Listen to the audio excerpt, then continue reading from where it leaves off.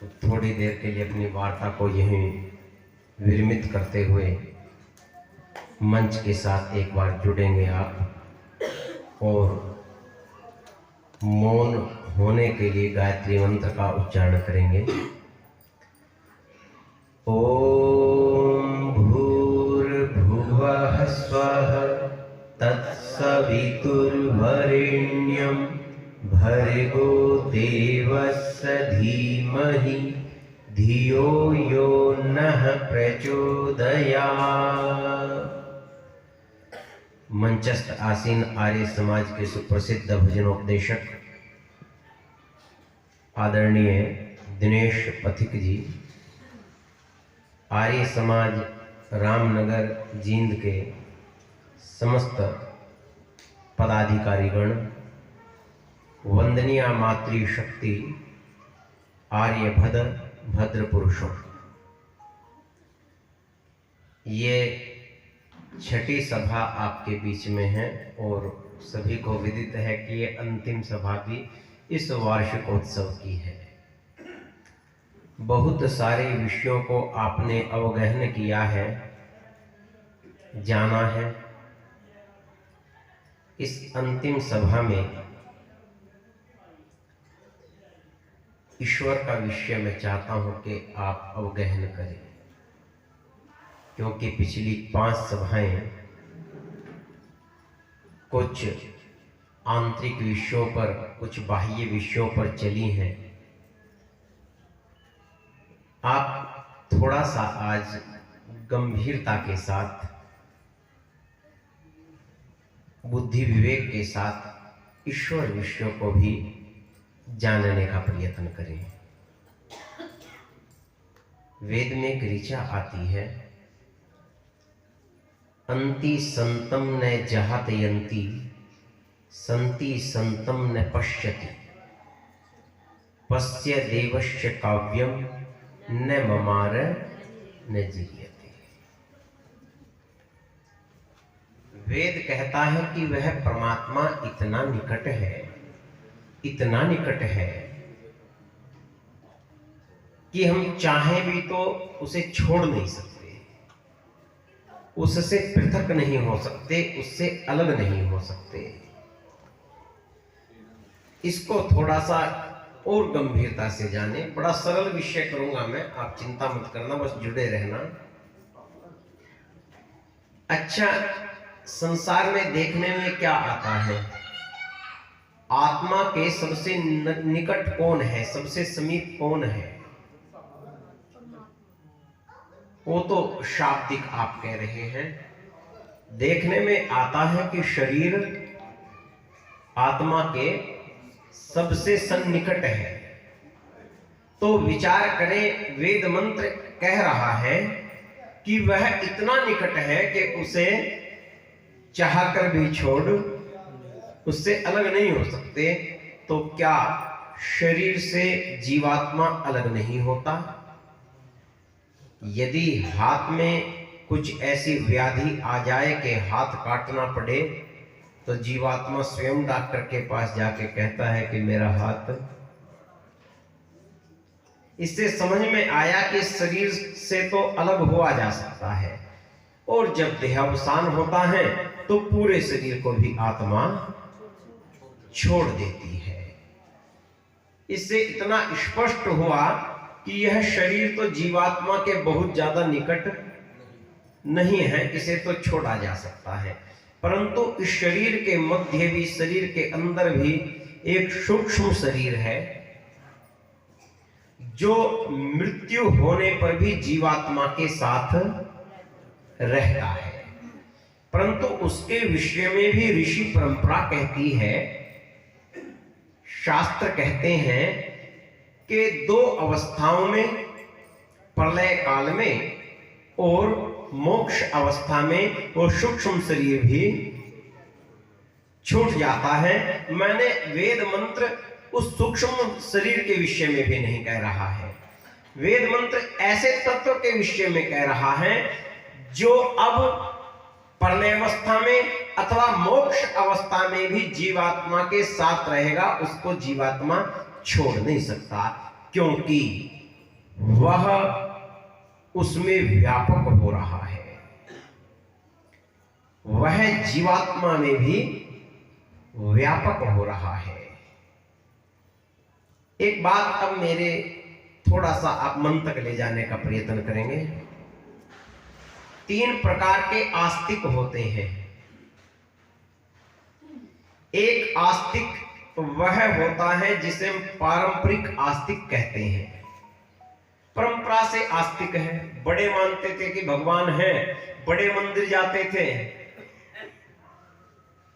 बड़े आर्य समाज में आते तो हम भी आ रहे हैं, हम भी मंदिर जा रहे हैं। इसे कहते हैं पारंपरिक आस्तिक। दूसरा होता है सूचनागत आस्तिक। सूचना दे दी किसी ने, कहीं सुन लिया प्रवचन, जीवन वैसे ही बीत रहा है, परमात्मा की उपासना करो, परमात्मा को जानना चाहिए, और वो संध्या करने लगा। इसे कहते हैं सूचनागत आस्तिक, सूचना से उत्पन्न आस्तिक। एक होता है यथार्थ आस्तिक, जो केवल सुनने से नहीं मानता, जो परंपरा से नहीं मानता, जो जानने का प्रयत्न करता है और अपनी आस्तिकता के ही विरुद्ध प्रश्न खड़े करता है। मेरी बात गहनता से सुनना। जो अपनी आस्तिकता के विरुद्ध ही प्रश्न खड़े करता है, संध्या काल में भी बैठकर, जो कहता है जिस परमात्मा को मैं जिसकी उपासना कर रहा हूं, क्या वो परमात्मा वास्तव में है भी या नहीं है। और जो परंपरा से मिले ज्ञान के साथ स्वयं पुरुषार्थ करता हुआ, कभी जीतता हुआ, कभी हारता हुआ, कभी गिरता हुआ, कभी उठता हुआ, अंतोगत्वा स्वयं के पसीने से उपजी हुई आस्तिकता को प्राप्त करता है, यथार्थ रूप में वह आस्तिक है।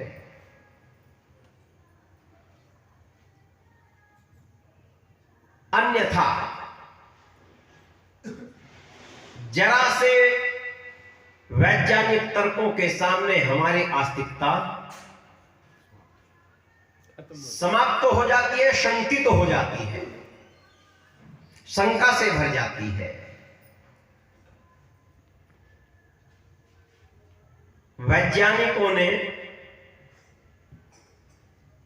बहुत परिश्रम किया इस विषय में, क्योंकि वैज्ञानिकों को धर्म के द्वारा सताया गया, धार्मिक लोगों के द्वारा, चाहे वो गैलीलियो हो, चाहे वो मॉर्डन हो, सबको यातनाएं दी गई, क्योंकि उन्होंने धर्म के विरुद्ध बात कही, मान्यता रूपी धर्म के विरुद्ध। बाइबल में लिखा था कि पृथ्वी अपनी जगह स्थिर है, सूर्य इसके चक्कर लगाता है, और बाइबल ईसाइयों का सबसे बड़ा धर्म ग्रंथ। गैलीलियो ने कहा, गलत कहते हो तुम। मैंने अनुसंधान किया और मैंने पाया है कि ये पृथ्वी छोटी है, सूर्य बड़ा है, ये सूर्य के आकर्षण में स्थित होकर सूर्य के चक्कर लगाती है। सहन नहीं कर पाए ईसाई, बाइबल के विरुद्ध बोलता है, और उसको आजीवन का कारावास सहना पड़ा। तो वैज्ञानिकों ने धर्म के विरुद्ध बड़े बुद्धि लगानी प्रारंभ की, और उन्होंने कहा कि इस शरीर में आत्मा रूपी कोई सत्ता नहीं है, शरीर में कोई आत्मा रूपी सत्ता नहीं है। Body is a full machine, एक ये संपूर्ण मशीन की तरह कार्य करता है, इसमें कोई संचालक नहीं है। तो धार्मिक लोगों ने कहा, अगर इसमें संचालक नहीं है तो इस शरीर का संचालन कौन करता है, शरीर को संचालित कौन करता है। वैज्ञानिकों ने कहा, नॉर्मल बात है, माइंड इस पूरी बॉडी का संचालक है, माइंड इस पूरी बॉडी को संचालित करता है। धार्मिक लोगों ने कहा, अच्छा सोचता विचारता भी माइंड है, बुद्धि सोचती विचारती है। वैज्ञानिकों ने कहा, बुद्धि सोचती विचारती है, इसमें आत्मा का कोई लेना देना नहीं है। सारा शरीर हमने चीर फाड़ के अंग अंग अलग करके देख लिया, आत्मा तो कहीं आत्मा तो कहीं नहीं मिली। शरीर में कौन कौन सी क्रिया किस किस पदार्थ के द्वारा होती है वो सब हमने जान लिया।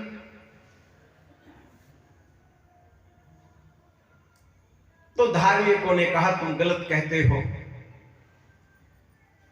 ये सोचने विचारने का कार्य है, ये चिंतन मनन का कार्य है, कोई जड़ वस्तु नहीं कर सकती। वैज्ञानिकों ने कहा हम तुम्हारे चैलेंज को स्वीकार करते हैं और उन्होंने आर्टिफिशियल इंटेलिजेंस का निर्माण किया। कृत्रिम बुद्धि, बनावटी बुद्धि। ये आपके पास जो फोन है, ये कैलकुलेटर है, ये क्या है? बनावटी बुद्धि है, कृत्रिम बुद्धि है। और वैज्ञानिकों ने इसे बनाकर कहा देखो जितना तुम सोचते विचारते हो और जितने समय में सोचते विचारते हो, हमारे द्वारा बनाई गई आर्टिफिशियल इंटेलिजेंस कृत्रिम बुद्धि आपके समय से 100वें हिस्से में वो कार्य कर देगी जो आप 1 घंटे में करेंगे। जितना हिसाब किताब हमारी ये बनाई हुई बुद्धि वो 2 मिनट में कर देगी। सोचने विचारने का कार्य तो हमारी बुद्धि भी कर रही है। फिर धार्मिकों ने कहा, समझ में तो आ रही है ना बात? फिर धार्मिकों ने कहा अच्छा आपकी जो कैलकुलेटर है वो जोड़ घटा तो सकता है परंतु योजनाएं नहीं बना सकता। योजना बनाने के लिए तो चेतन चाहिए।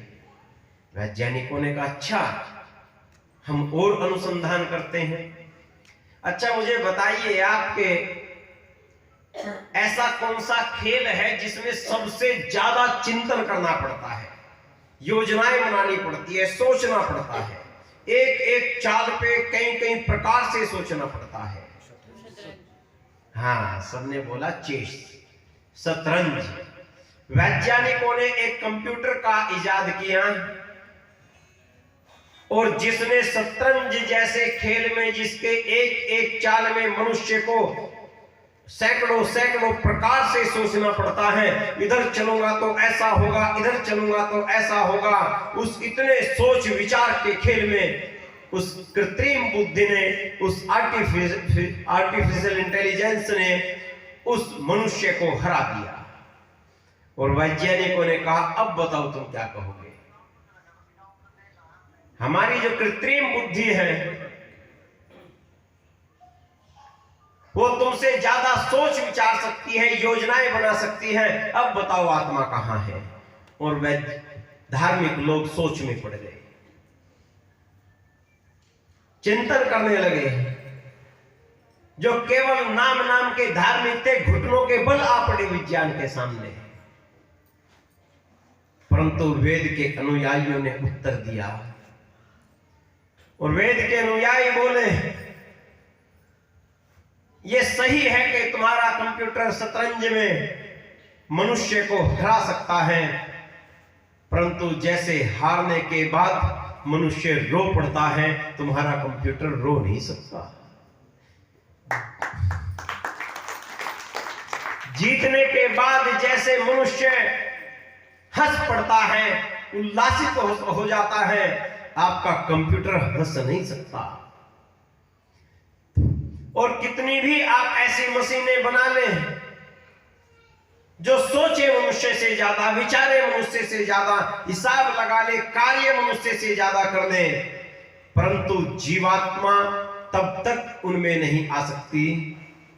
आत्मा का लक्षण तब तक उनमें घटित नहीं हो सकता।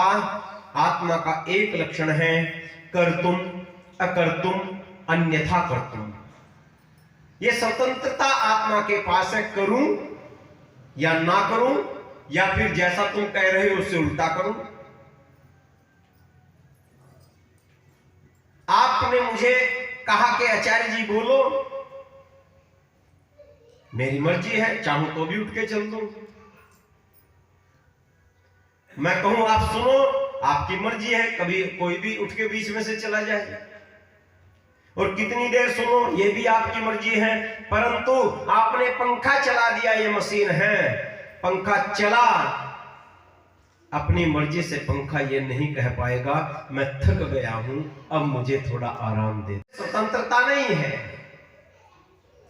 तो वेद के ऋषियों ने एक तथ्य वैज्ञानिकों के सामने रखा।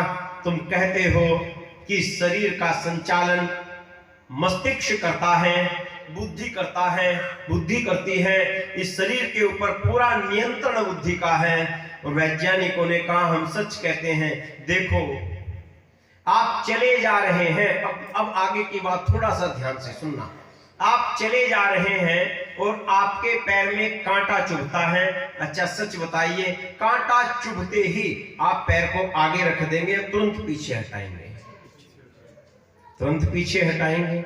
गैस पर कोई बर्तन रखा है, आपने छुआ, वो गर्म था, अच्छा पकड़े रखेंगे, तुरंत हाथ पीछे हटाएंगे? वैज्ञानिकों ने कहा ये मस्तिष्क इसी प्रकार पूरे शरीर का संचालन और रक्षण करता है। ये फैली हुई तंत्रिकाएं, विद्युत तंत्रिकाएं, किसी भी होने वाले आक्रमण, आने वाले दुख से सचेत करती है मस्तिष्क को, और मस्तिष्क अंगों को पीछे हटा लेता है। इसमें आत्मा का कहीं कोई रोल नहीं है। और किस किस केमिकल से प्रक्रिया होती है, वो सारा केमिकल वैज्ञानिकों ने मस्तिष्क से निकाल कर दिखाया। और फिर पूछा, अब बताओ जीवात्मा कहां है? सारा संचालन, सारा रक्षण वास्तविकता में मस्तिष्क से हो रहा है, तो आत्मा कहां है? वैदिक ऋषियों ने एक बात कही, मैं उसको एक उदाहरण से समझाऊंगा आज तुम्हें। देश की स्वतंत्रता के लिए आंदोलन हो रहे थे। जगह जगह नौजवान मीटिंगें कर रहे थे देश के लिए बलिदान हो जाने के लिए। एक पंजाब की धरती से नौजवान चलकर झांसी के एक कमरे में गया। उस कमरे में कुछ क्रांतिकारी इकट्ठा हैं और उन क्रांतिकारियों का सरदार है पंडित चंद्रशेखर आजाद, जिसे सारे क्रांतिकारी पंडित जी कहा करते थे। पंजाब से चलकर एक नौजवान गया जिसका नाम था भगत सिंह, और भगत सिंह ने जाकर कहा कि मैं आपके ग्रोह में, आपके ग्रुप में सम्मिलित होना चाहता हूं, देश के लिए कुछ करना चाहता हूं। और लंबा चौड़ा भाषण भगत सिंह ने दिया। वहां सभी मंत्रमुग्ध हो गए, मुग्ध हो गए भगत सिंह के भाषण को सुनकर। पंडित जी हंसने लगे, चंद्रशेखर आजाद मुस्कुराने लगे। भगत सिंह ने पंडित जी की ओर देखा और कहा, क्या आपको मेरी देशभक्ति पर कोई शक है? पंडित जी बोले, ना भगत तेरी देशभक्ति पर तो मुझे शक नहीं है, परंतु मैं उस मुस्कुरा इसलिए रहा हूं, यदि ऐसे भाषणों से देश आजाद होता तो अब तक तो आजादी कभी की आ चुकी होती। भाषणों से देश आजाद नहीं होगा। जिस समय अंग्रेजों की कोड़े नंगे बदन पर पड़ेंगे, ये देशभक्ति उसी दिन काफूर हो जाएगी। जब ऐसी बात कही है चंद्रशेखर आजाद ने, भगत ने, ये दिखाने के लिए कि मैं कितनी यातनाएं सहन कर सकता हूं देश के लिए, जलती हुई मोमबत्ती के ऊपर अपना हाथ कर दिया। ये दृश्य आपने सबने देखा। मुझे यहां कोई क्रांतिकारी भाषण नहीं देना है, मुझे इसी में से एक दर्शन निकाल के आपको सौंपना है। भगत ने जलती हुई लौ के ऊपर अपना हाथ कर दिया और उठती हुई अग्नि की लौ भगत सिंह के हाथ को जलाने लगी। वैज्ञानिकों ने कहा था, सारा का सारा सिस्टम, रक्षण, संचालन मस्तिष्क करता है, आत्मा की सत्ता नहीं है। कांटा चुभता है, मस्तिष्क को सूचना जाती है और पैर को पीछे खींच लिया जाता है। भगत सिंह अग्नि के ऊपर हाथ करे खड़ा है। अग्नि हाथ की मज्जा को, मांस को जला रही है और निरंतर सूचनाएं मस्तिष्क को जा रही हैं। और मस्तिष्क कह रहा है, जल गया हाथ पीछे हटा, जल गया हाथ पीछे हटा। उसी वक्त, उसी समय, उसी क्षण भारतीय ऋषि वैज्ञानिकों को बोले, वैज्ञानिकों देखो, मस्तिष्क बार बार सूचनाएं भेज रहा है, हथाव हाथ को पीछे जल जाएगा, परंतु इस शरीर में मस्तिष्क से भी ऊपर एक सत्ता है जो मस्तिष्क के संदेशों को भी धत्ता बताते हुए देश पर कुर्बान होने के लिए प्रेरित है, जो मस्तिष्क के ऊपर भी शासन करती है। उस सत्ता का नाम आत्मा है।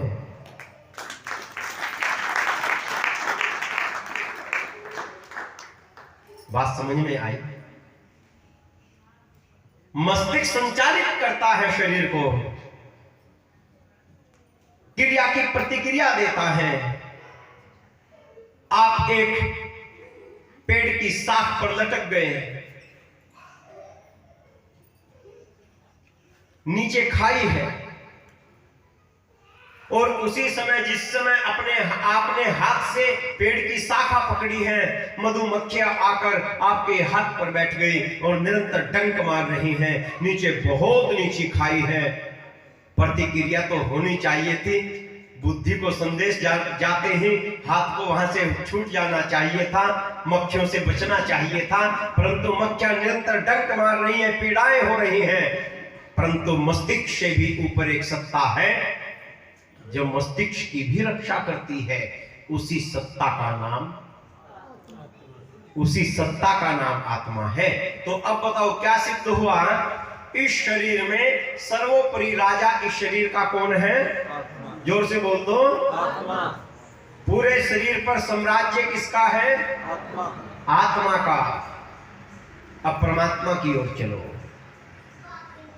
अगर आत्मा ही शरीर का पूरा संचालन करने वाला है, मस्तिष्क के भी ऊपर स्वामी आत्मा है, तो परमात्मा कहां है? क्या मंदिरों में, क्या गिरजाघर में, क्या गुरुद्वारों में? देखो कि परमात्मा कहां है। इसके लिए भी एक उदाहरण से समझेंगे। आपके पास भोजन की थाली है, थाली में दाल है, आलू की सब्जी है, रोटी है। अच्छा बताइए, आपने एक टुकड़ा तोड़ लिया, एक ग्रास तोड़ लिया रोटी का। अच्छा, दाल लगाएं या आलू लगाएं, ये किसके हाथ में है? हमारे। मैंने आत्मा के शरीर का संचालन कौन करता है? आत्मा। तो उत्तर देते रहना।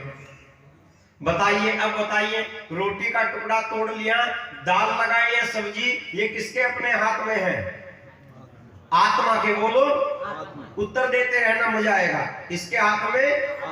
अच्छा, दाल लगा ली, दाल का टुकड़ा लगा लिया। अच्छा, उसको मुंह तक लेके जाए या बाहर फेंक दे, किसके हाथ में? आत्मा के हाथ में। अच्छा, मुंह तक ले गए, अंदर डालें या बाहर फेंक दें, किसके हाथ में? आत्मा के हाथ में। अच्छा, मुंह में डाल लिया।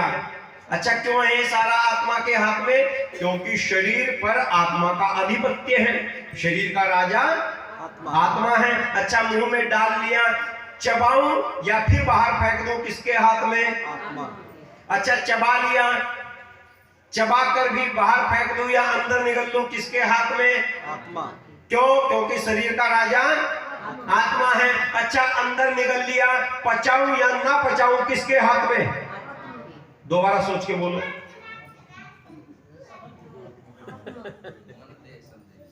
दोबारा सोच के बोलो। गले तक आत्मा के हाथ में था दुनिया के लोगों। सोचो, चेतो, चिंतन करो। गले तक आत्मा के हाथ में था। पचाऊं या ना पचाऊं, ये आपके हाथ में है।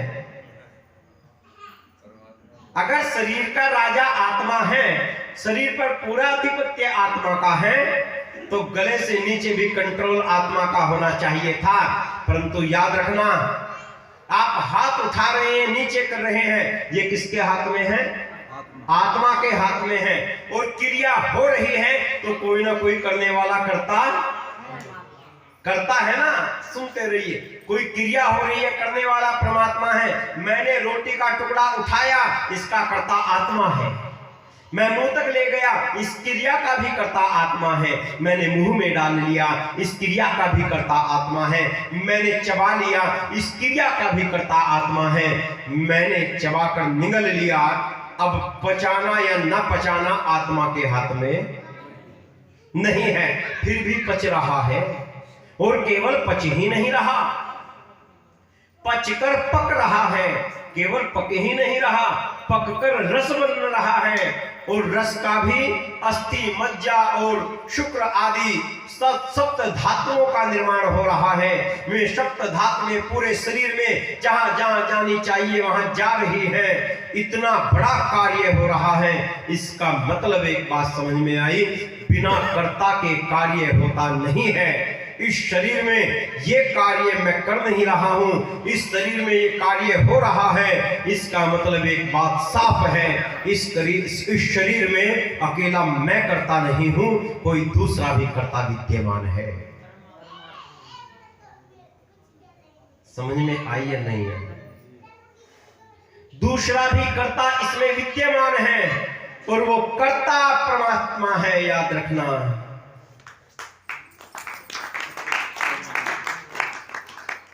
जहां जहां क्रियाएं हो रही हैं ब्रह्मांड में, हर जगह वो परमात्मा व्याप्त है, वो शरीर में भी व्याप्त है। दोनों कर्ता एक जगह हैं, दोनों कर्ता एक जगह हैं, बस पहचानने भर की दूरी है। एक जगह दोनों कार्य कर रहे हैं, अपना अपना कार्य बड़ी संजीदगी से कर रहे हैं। बस 20 दिन आंखें बंद करके उस अंदर करने वाले, कार्य करने वाले परमात्मा को इस बाहर कार्य करने वाले जीवात्मा ने पहचान लिया, उस दिन आत्म साक्षात्कार हो जाएगा। इस शरीर रूपी मंदिर में वो बैठा है देवता, जो निरंतर दे रहा है आपको जीवन, कार्य कर रहा है। ऐसे परमात्मा को जानने के लिए बौद्धिक पुरुषार्थ करते हुए फिर उस पर विश्वास करें, और फिर ऐसा विश्वास होगा, ऐसा विश्वास होगा कि फिर आपकी आस्तिकता केवल वाचनिक नहीं रहेगी, आपके जीवन में उतरेगी आस्था। आस्तिकता आपके जीवन में उतरेगी। आप प्रत्येक कार्य करते समय उस परमात्मा को निकटतम अनुभव करने लगेंगे। और जब ऐसी निकटता अनुभव होने लगेगी, तब तुम्हें परमात्मा के आनंद का पता चलेगा, तब तुम्हें परमात्मा के आनंद का अनुभव होगा। ऐसा यदि परमात्मा आपको निकटतम अनुभव हो जाए, और होगा जब चिंतन करोगे, फिर ऐसे परमात्मा के प्रति श्रद्धा और विश्वास जागृत कर लेना। उस परमात्मा के प्रति ऐसा विश्वास जागृत कर लेना जैसा ऋषि दयानंद ने किया था, जैसा सदानंद ने किया था, जैसा गुरुदत्त विद्यार्थी ने किया था, जैसा पंडित लेखराम ने किया था। ऐसा विश्वास जब परमात्मा के प्रति आपका जागृत होगा, और वो कब होगा, कैसे परमात्मा की प्राप्ति होगी, बहुत दार्शनिक बात को बड़ी सरलता से आप तक पहुंचाने का प्रयत्न करूंगा। यदि आप समझ गए तो, इतना तो समझ गए आत्मा और परमात्मा के विषय में। गोपीचंद, राजा गोपीचंद अपने महल के आंगन में बैठे हुए स्नान के लिए तैयार हो रहे थे। लंबमान चमकने वाला शरीर, अपने शरीर को देख रहे थे। वो हाथी के सूंड जैसी मोटी मोटी भुजाएं गोपीचंद की, शरीर को देखते हुए स्नान की तैयारी कर रहे थे। तभी पानी की 2 बूंदें ऊपर से आकर बैल जैसे कंधे पर आकर पड़ी। तुरंत आकाश की ओर देखा, बादल तो नहीं है, ये पानी की बूंदें कहां से आई हैं? कोई पक्षी भी विचरण नहीं कर रहा है, कहां से आई ये पानी की बूंदें? और उस पानी की बूंदों के स्रोत को जानने के लिए गोपीचंद ने छत की ओर देखा, तो देखा कि मां खड़ी थी, और मां की आंखों से 2 आंसू टपक कर गोपीचंद के कंधों पर आकर पड़े थे। तुरंत कपड़े पहन लिए, स्नान बंद कर दिया, तुरंत छत पर पहुंचा मां के पास, और हाथ जोड़कर बोला, मां, मेरी सेवा में कोई त्रुटि है? किसी नौकर, किसी दासी ने कुछ कह दिया है? मेरी शेरनी जैसी मां, तेरी आंखों से आंसू, इन आंसुओं का कारण बता मां। मां ने कहा, बेटा कोई बात नहीं है। वैसे ही आंखें दुख रही थी तो आंसू आ गए। उसने कहा, मां, आंखों के दुखने से निकले हुए आंसुओं ऐसे नहीं होते जैसे इन आंसुओं का स्पर्श था। ये केवल पानी नहीं गिरा मेरे शरीर पर, पानी के साथ संवेदनाएं गिरी है। मुझे सच बता, तेरी आंख से आंसू क्यों है? मां फिर टाल देती है। अब क्रोधित हो जाता है और कहता है, रे मां, बात सुन, अब एक राजा का आदेश है। बेटे की तो विनती तो स्वीकार कर नहीं रही है। अब राजा का आदेश है, जो जो तेरे मन में है सत्य मेरे सामने प्रकट कर। राज व्यवस्था थी। मां विवश हो गई और मां ने विवश होकर कहा, गोपीचंद, जब तू स्नान करता हुआ अपने शरीर को देख रहा था, इस हाथी जैसे शरीर को, बल से भरे हुए शरीर को जब तू देख रहा था मेरे बेटे, तो मुझे तेरे पिता की याद आ गई। तेरे पिता का शरीर तुझसे भी बलशाली था, तुझसे भी सुंदर, शीशे से जैसा चमकता शरीर था। तो मां, इसमें रोने की क्या बात थी? बस बेटे, मन में ये विचार आ गया, ऐसे उत्तम शरीर को पाकर जैसे तेरे पिता ने भोग विलास विषय वासनाओं में इस शरीर को जीर्ण शीर्ण करके ये संसार छोड़ दिया, कहीं तू भी इतने उत्तम शरीर को पाकर भोग विलास में ही इस शक्ति का व्यय न कर दे। इसे कहते मां, इसका नाम है मां। मां कह रही है, मुझे डर है, दुख हुआ, कहीं तू भी शरीर को भोग विलास में ना व्यतीत कर दे। वो बोला, मां, तो मुझे क्या करना चाहिए? मां बोली, बेटे, ऐसा उत्तम शरीर, ऐसी शक्ति मिली है, अगर राज्य के विस्तार में लगाए तो पृथ्वी को जीत ले, और यदि अंदर के विस्तार में लगाए तो परमात्मा को जीत ले। अगर आत्म साधना में इस ताकत को लगा दे मेरे बेटा, तो परमात्मा को प्राप्त कर सकता है। व्यर्थ है इतनी शक्तिशाली शरीर को विषय वासनाओं में खो देना। तुरंत वैराग्य की अग्नि उठ पड़ी, वैराग्य की ज्वाला उठी और गोपीचंद ने कहा, मां, तो ले संभाल अपना राज्य। आंखें खोल दी तूने, व्यर्थ हो जाता ये ऊर्जा, ये शरीर व्यर्थ चला जाता। मां, संभाल राज्य। मैं जंगल जा रहा हूं, तपस्या करूंगा, साधना करूंगा। मां व्यथित होते हुए बोली, बेटे, मैं तो मजाक कर रही थी, राजा का भी तो कर्तव्य बहुत बड़ा है, और तू चला जाएगा, इस राज्य का क्या होगा? गोपीचंद बोला, ये तो पहले सोचती मां, ये तो पहले सोचना चाहिए था। अब तो मार्ग प्रशस्त हो चुका है, अब किसी के रोकने से ना रुकूंगा, अब तो परमात्मा को ही प्राप्त करूंगा। मां ने बहुत समझाया, ना माना, तो मां ने कहा, अच्छा बेटा सुन, मेरी 3 शर्त है, ये 3 शर्तों को यदि तू मान ले तो मैं शहर से तुझे जंगल में भेज सकती हूं अपने आप साधना करने के लिए। उसने कहा, ये तो ठीक बात है मां, 3 शर्त बता दे वे कौन सी हैं। अब बड़े ध्यान से सुनना, परमात्मा कैसे प्राप्त होता है। मां कहती है, मेरे बेटे, तू अकेली संतान है मेरी, मुझसे वचन दे, जंगल में जाकर साधारण भोजन नहीं करेगा, जब भी खाएगा व्यंजन खाएगा, अच्छे अच्छे पौष्टिक पकवान खाएगा, पौष्टिक भोजन करेगा। ये वचन दे मुझे। माँ बोला, गोपीचंद बोला, माँ कैसी व्यर्थ बातें करती है, जंगल में पत्ते खाऊंगा, कंदमूल फल खाकर जीवन गुजारूंगा, वहां व्यंजन कहां, वहां पकवान कहां। उसने कहा तो पहली शर्त पूरी नहीं कर सकता, चल कोई बात नहीं, मेरी दूसरी शर्त पूरी कर दे। कौन सी मां? मेरे बेटा, मैं तेरी चिंता में दुखी रहूंगी, मुझे वचन दे, जंगल में जब भी सोएगा मखमली बिस्तरों पर सोएगा,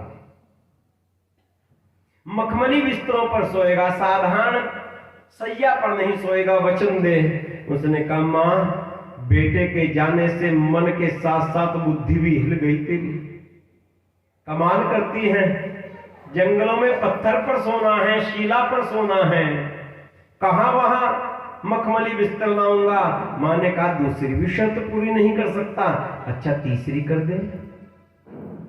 जंगल में जाकर वचन दे मुझे, एक पल के लिए भी, एक क्षण के लिए भी अपने परिवार से अलग नहीं होगा। उसने कहा मां, ये ही कह दे कि मत जा, मना कर दे नहीं जाना है। तीनों शर्तें ऐसी रख दी। अरे मां, जंगल में कहां परिवार है, परिवार को तो छोड़कर ही जा रहा हूं। अब गंभीर होते हुए गोपीचंद की मां कहती है, तो सुन मेरे बेटे, यदि इन तीन शर्तों को पूरा नहीं कर सकता, और तू नहीं, संसार का जो भी व्यक्ति इन तीन शर्तों को पूरा नहीं कर सकता, वो कभी परमात्मा को प्राप्त नहीं कर सकता। ये तीन शर्तें मुख्य हैं। समझ में आ रही है ना बात? तीन शर्तें मुख्य हैं। संसार का जो भी व्यक्ति परमात्मा की प्राप्ति के मार्ग पर अपने आप को चलाना चाहता है, वो तीन शर्तों को पूर्ण करे। अब गंभीर होकर गोपीचंद ने पूछा, मां तेरी बात में गहराई है, मुझे बता इन शर्तों का रहस्य क्या है।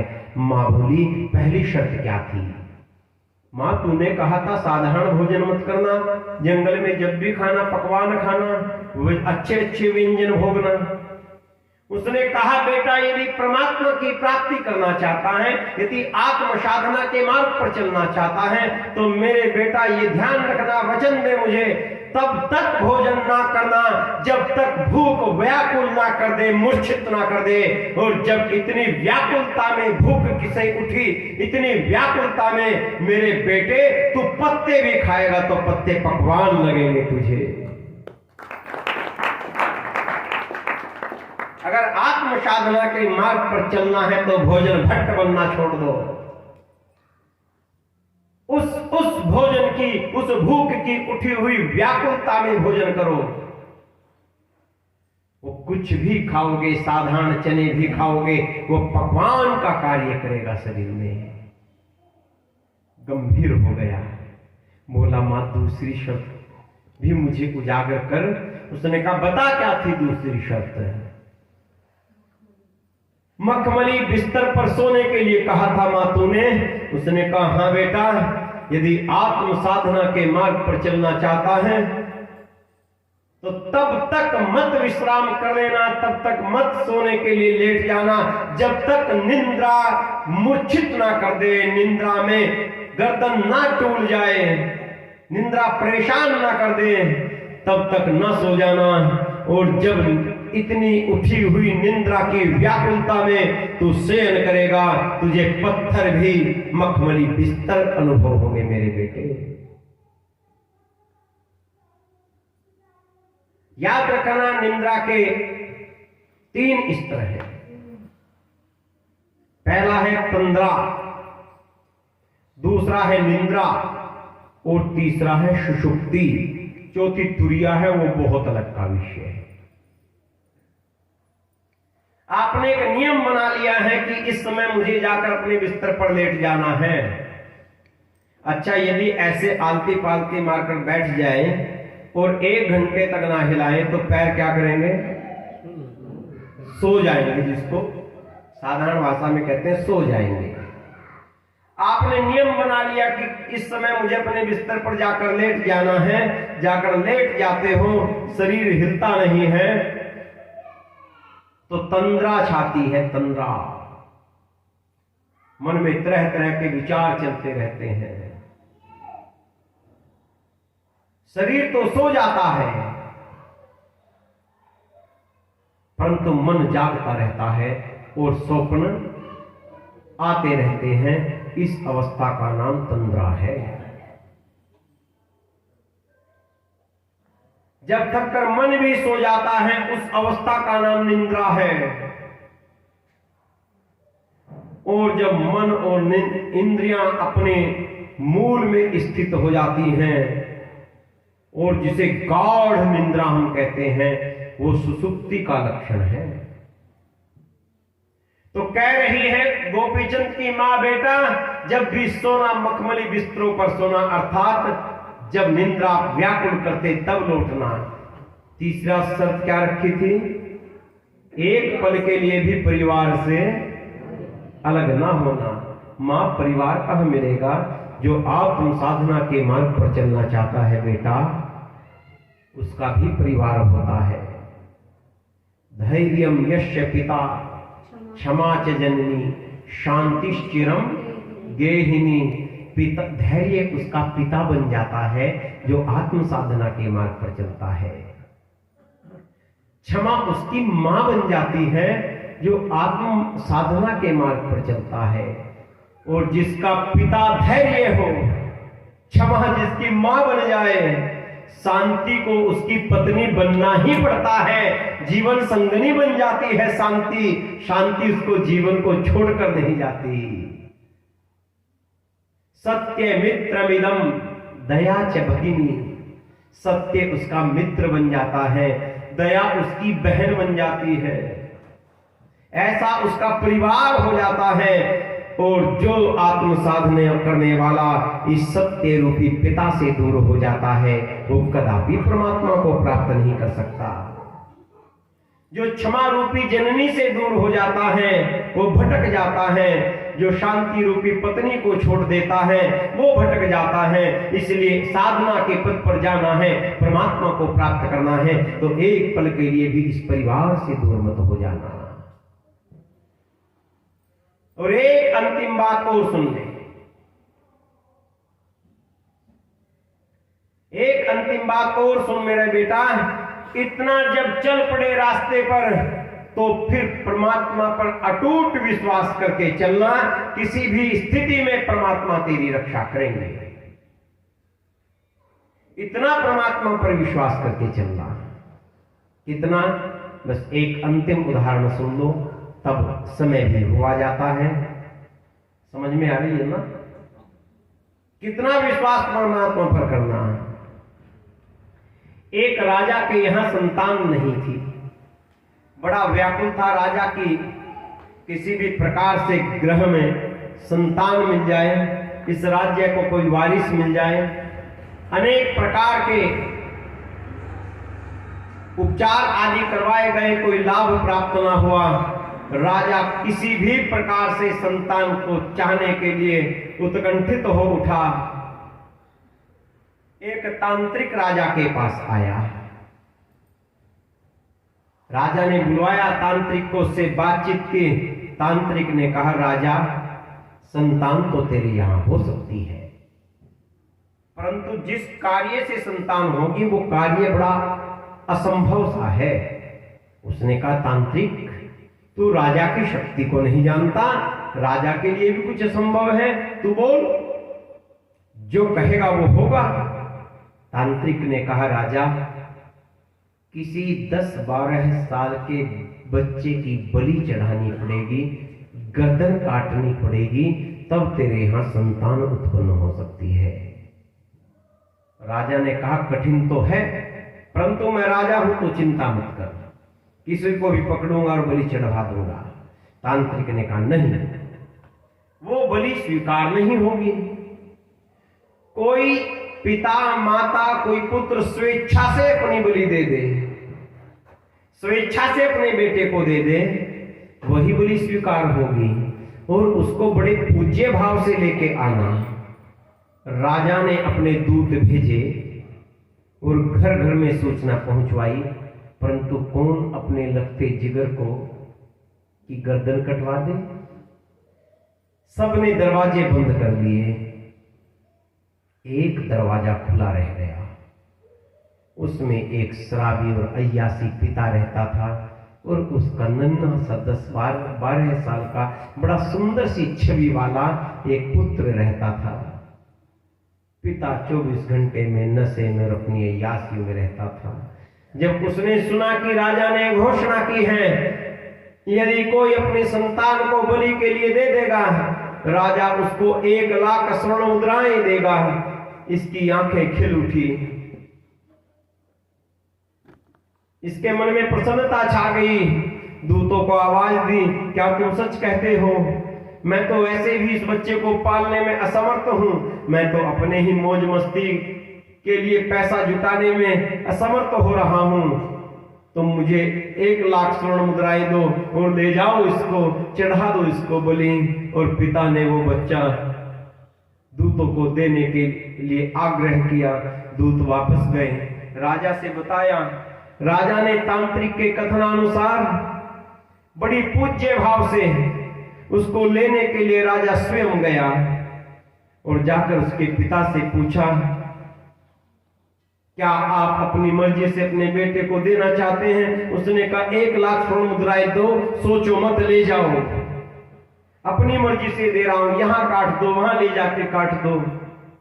राजा प्रसन्न हो गया, कोई तो मिला। 1 लाख स्वर्ण मुद्राएं दी और उस बेटे को, उस बच्चे को, नन्हे से सुंदर से बच्चे को लेकर राजा आगे चल पड़ा। वो बेटा पीछे चल पड़ा। राजा ने पलटकर पूछा, बच्चे, बेटे, क्या तुझे पता है तू कहां जा रहा है? मुस्कुराते हुए बेटे ने कहा, हाँ, मुझे पापा ने, पिताजी ने रात ही बताया था तुम मेरी गर्दन काटोगे। राजा बड़े विस्मय से उस बच्चे की ओर देख रहा है। आगे कुछ पूछ नहीं पाया राजा, चुपचाप चलता रहा। वो बच्चा पीछे चलता रहा। नदी के किनारे से, रेत से होते हुए चले जा रहे थे। अचानक बच्चे ने राजा को आवाज दी और कहा, राजन, एक बात सुनोगे? राजा के मन में तो उदारता थी ही कि ये तो कटने वाला बेचारा है। उसने कहा, क्या कहता है बेटे? उसने कहा, 1 घंटे बाद काट ही तो डालोगे, गर्दन पर तलवार चला ही तो दोगे। आज तक करूर पिता के घर में पला हूं, रेत में कभी खेल कर नहीं देखा। तुम्हारी इजाजत हो 2 मिनट खेल लूं रेत में? राजा ने कहा, खेल ले बेटे। उस बच्चे ने रेत में एक घर का निर्माण किया, एक घर बनाया और घर बनाकर राजा की ओर देखा, मुस्कुराया, खड़ा हुआ और घर पे लात मार दी, तोड़ दिया घर और बोला, राजा चलो चलो राजा। राजा चल पड़ा। 2 मिनट बाद बच्चे ने फिर आवाज दी, राजा, 1 घंटा जीवन का शेष है मेरे पास, काट दोगे गर्दन, मर जाऊंगा, रक्त बहने लगेगा, 2 मिनट और खेल लूं? राजा ने कहा, खेल ले। राजा देख रहा था। उसने फिर एक घर बनाया और फिर खड़ा हुआ, राजा की ओर देखा, मुस्कुराया और लात मार दी, तोड़ दिया। राजा मन में कुछ सोचने लगा, फिर आगे चला। उस बच्चे ने फिर आवाज दी, राजन, कुछ समय बचा है जिंदगी का, कट जाऊंगा, एक बार और खेल लूं? राजा विस्मय से भर गए, कर क्या रहा है? राजा ने कहा, चल खेल ले। उसने तीसरा घर बनाया और तीसरा घर बनाकर फिर राजा की ओर देखा, फिर मुस्कुराया और तीसरे घर में भी लात मारकर तोड़ दिया। तीसरा घर भी फिर चल पड़ा। फिर आवाज दी, राजा अंतिम बार, बस अंतिम बार खेलने दे, फिर गर्दन उड़ ही जाएगी मेरी, काट दिया जाऊंगा। मरते हुए की आखिरी इच्छा सुन ले। राजा ने फिर कह दिया खेल ले, परंतु राजा के मस्तिष्क में विचारों की उथल पुथल होने लगी। ये बच्चा कर क्या रहा है। फिर राजा की ओर देखा, फिर आकाश की ओर देखा और इस बार लात नहीं मारी। उसे जो का त्यों छोड़कर बोला, राजन चल और अब देर मत कर, जल्दी से काट दे। राजा के कदम आगे न बढ़ पाए, मस्तिष्क फटने को हो गया। राजा बोला, क्रिया जब होगी होगी, पहले ये बता तेरा ये खेल क्या है। तूने पहला घर बनाया, मेरी ओर देखा, मुस्कुराया, तोड़ दिया, मेरे मन में प्रश्न उठे थे, मैं नहीं बोला। तूने दूसरा घर बनाया, तोड़ दिया, मेरे मन में फिर प्रश्न उठा, मैं नहीं बोला। तीसरा घर बनाया, वो भी तोड़ दिया, मैं नहीं बोला। चौथा घर बनाया, फिर मेरी ओर देखा, आसमान की ओर देखा, इसे नहीं तोड़ा। ये बता तेरे मन में चल क्या रहा है। बेटे ने कहा, राजन मुझे कट जाना है, तुझे संतान प्राप्त करनी है, इन प्रश्नों के बारे में मत पूछ, मैं तुझसे हाथ जोड़ता हूं, मार दे काट दे जल्दी कर, परंतु मुझे इन प्रश्नों के बारे में मत पूछना। अब किसी से ये कह दो कि इनके बारे में मत पूछना तो और ज्यादा अग्नि उठती है। राजा और बावला हो गया, बोला मर जाऊंगा, किसकी संतान, सर फट जाएगा, यही प्राण निकल जाएंगे, बता मुझे ये क्या है।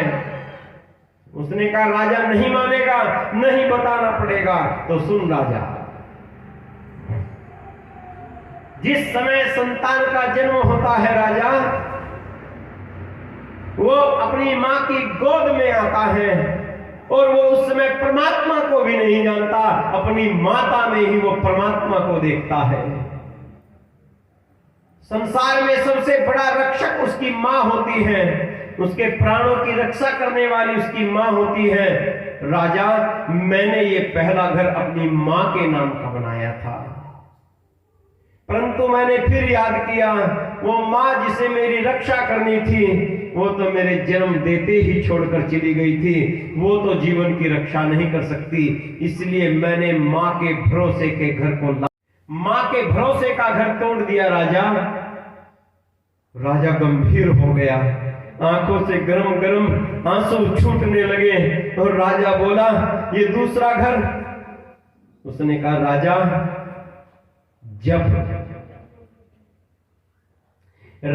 जब माता छोड़कर चली जाए तो एक बेटा अपने पिता में भगवान को देखता है, अपने पिता में ही अपनी माता को देखता है, अपने पिता में ही अपने रक्षक को देखता है।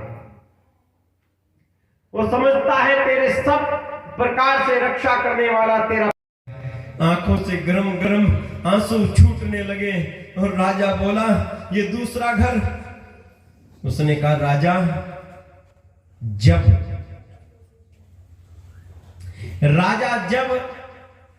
माता छोड़कर चली जाए तो एक बेटा अपने पिता में भगवान को देखता है, अपने पिता में ही अपनी माता को देखता है, अपने पिता में ही अपने रक्षक को देखता है।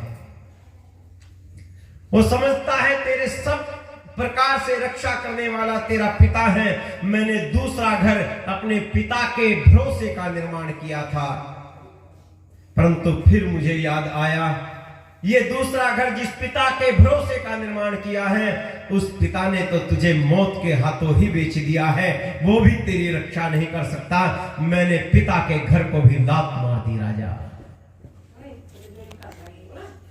सुन, मैंने पिता के भरोसे के घर को भी तोड़ दिया। राजा, उसने कहा, तीसरा घर। राजा, अब तीसरा घर मत पूछना, तेरा काम बिगड़ जाएगा, तीसरा घर मत पूछना, काट मुझे और संतान प्राप्ति कर। उसने कहा, नहीं रुका जाता, जल्दी बता ये तीसरे घर की कहानी क्या है। वो बेटा बोला, राजा जिसकी मां छोड़कर चली जाए, जिसका पिता हत्यारा हो जाए, उस मनुष्य का, उस बालक का इस संसार में यदि तीसरा कोई रक्षक होता है तो वो राजा होता है।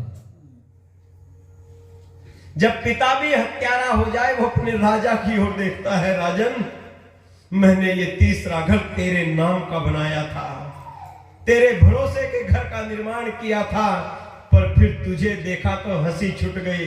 ये किसके भरोसे का घर बनाया है? ये राजा तो मारने के लिए ही ले जा रहा है। मैंने तेरे भरोसे के घर को भी लात मार दी राजा, तोड़ दिया तेरा भरोसा भी।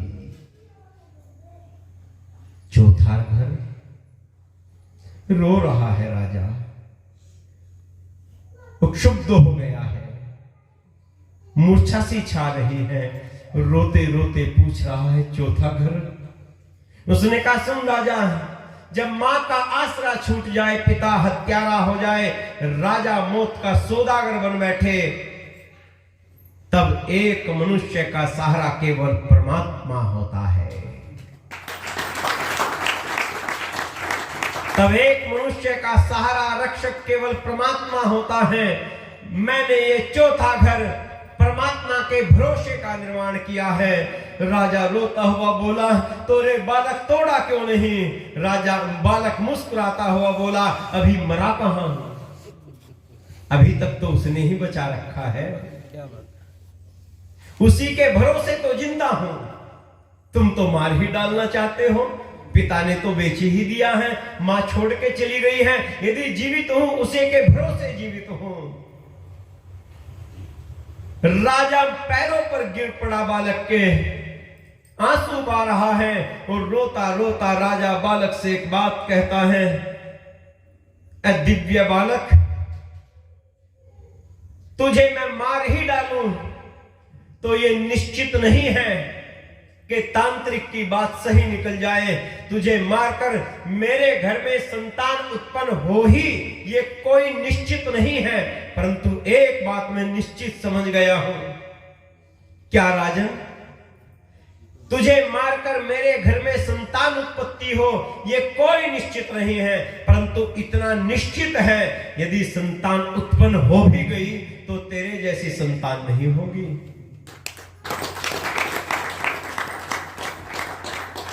तेरे जैसी संतान उत्पन्न नहीं हो सकती। मैं तुझे ही संतान अपनी घोषित करता हूं, और मैं तुझे अभी इसी अवस्था में इस राज्य का राजा घोषित करता हूं।